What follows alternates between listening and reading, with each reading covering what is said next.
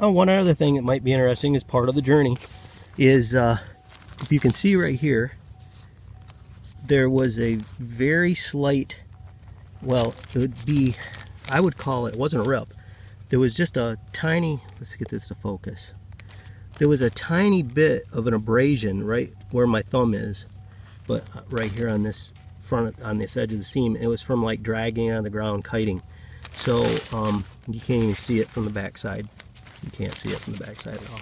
So I made a patch, siliconed it on, wrapped it completely around to the back seam, as you can see, and ran sewing machine right down that membrane, right on their threads. Tried to hit the holes, but they're probably not exact. And I decided not to do it up here because it doesn't need it. Because this is all good.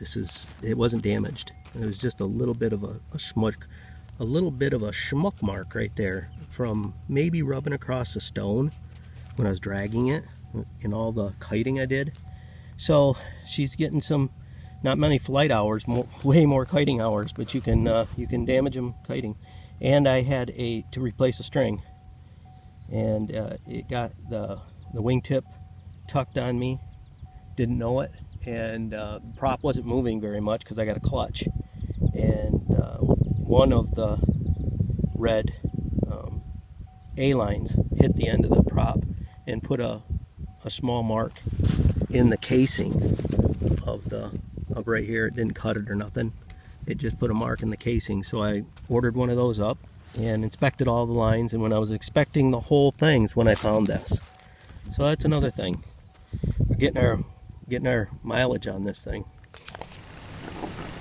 Yeah, I did hit the kill switch and I did get it restarted, but it was a day late and $1 short, and the wing went off center while I was moving my hands around. And the best part of this video is I nailed that landing finally. It was awesome.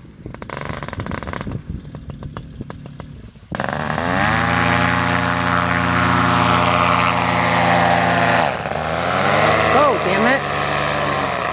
What the hell? Sorry. Scared me.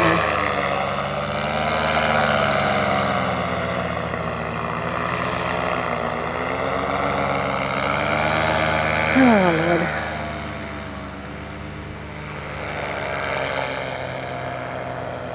I can't see. Stupid sun. Just once I'd like to do this when it's cloudy. Oh, there he is.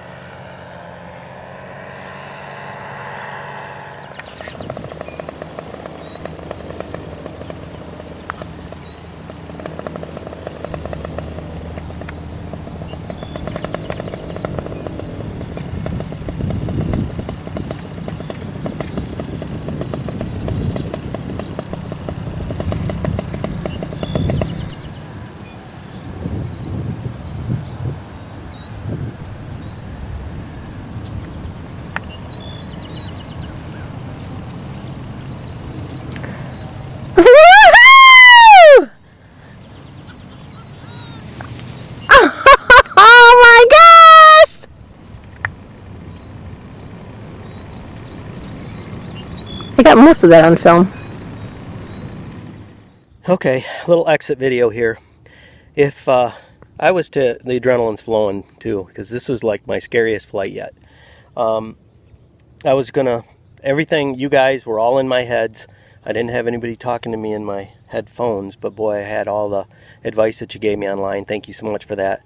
And I already knew that stuff, but reinforcing and getting it down, and why I did that last landing like that, we'll never know. Well, I kind of know, but anyway, if I got here right now, I would think, wow, it's going to make a forward really easy. Just smooth. Look at that thing. Those are super light. They stand out really easy. The wind here is, barely, I would say 4 miles an hour. And I got up there and that wing took off on me. I wouldn't even call it bumpy. It was weird. Maybe you guys can tell me what that was. It surged forward on me. I had to brake it to get it back behind me where it belonged. And if I would have had a GoPro on, I would have been, you guys, all you'd have seen is the wing. I took off over here, had one failed launch this morning because the wind changed a little bit, and I tried to stick it and it didn't. It tipped up on one side. So I turned the wing around and moved it down and then took off, and that was fine because I got it straightened out into the wind. Yeah, when I got off the ground, I was so concerned that a trim was out. It started turning on me. One wingtip went way back. It doesn't look like, I don't think, anything on the film, but I got really concerned that I was weight shifting wrong or something. So I tried to straighten myself out in the seat, looked at the trims, was looking at all the strings, trying to see if wing tip was tucked, and nothing. Everything's fine. And so I just, tried not to get upset, of course, and because everything looked great, everything checked out. So I just kept flying, but I knew that I was going to come in quite quick. And all the way around, I just made a big circle back around so I could go into the wind and land here at the soccer field. And it was really bumpy and yanky. Scary. I didn't like it at all. So when you guys talk about bump factor, the other times there was bumps, I could feel it lifting me up and down and banging me around a little bit, but it was really nothing. You felt like you were flying the wing the whole time.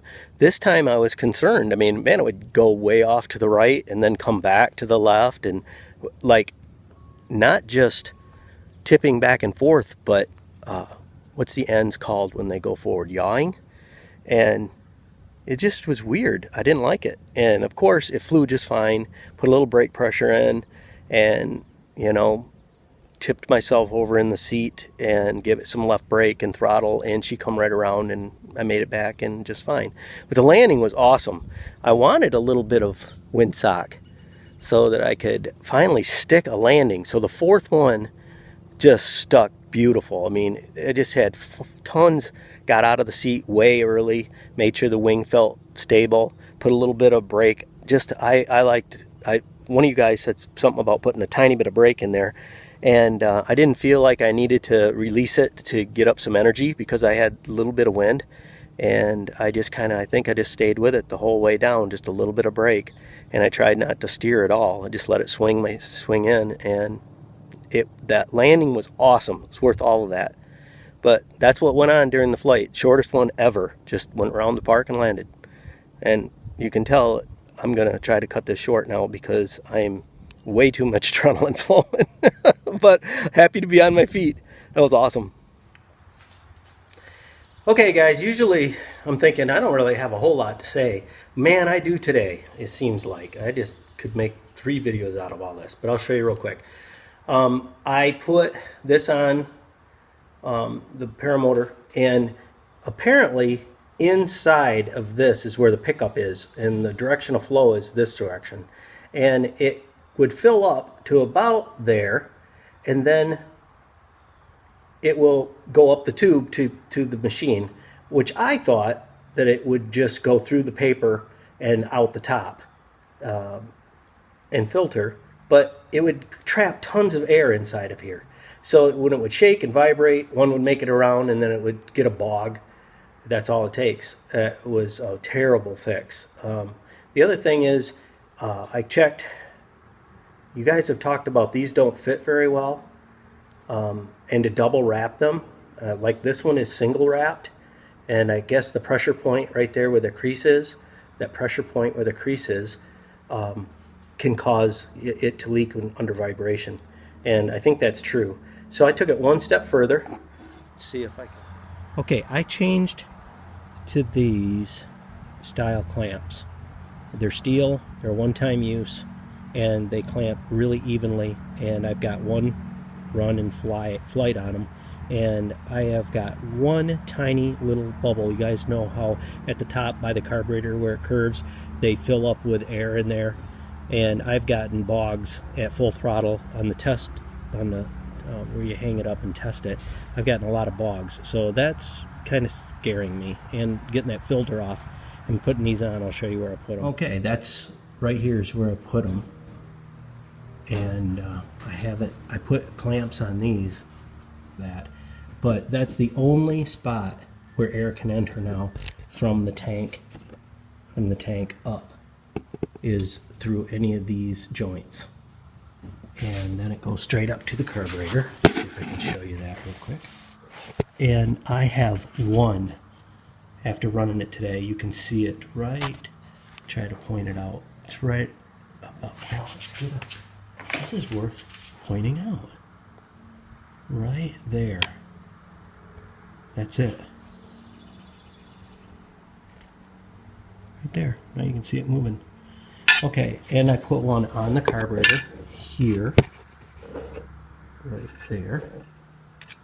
That style. And they had it double wrapped, which is probably adequate, but I'd much rather have this, and clamped it down. Now if I have to take the carburetor off, there's a little more work involved, but I think it's worth it because the results show that I'm not getting any air in that line anymore, and that makes me feel a lot better.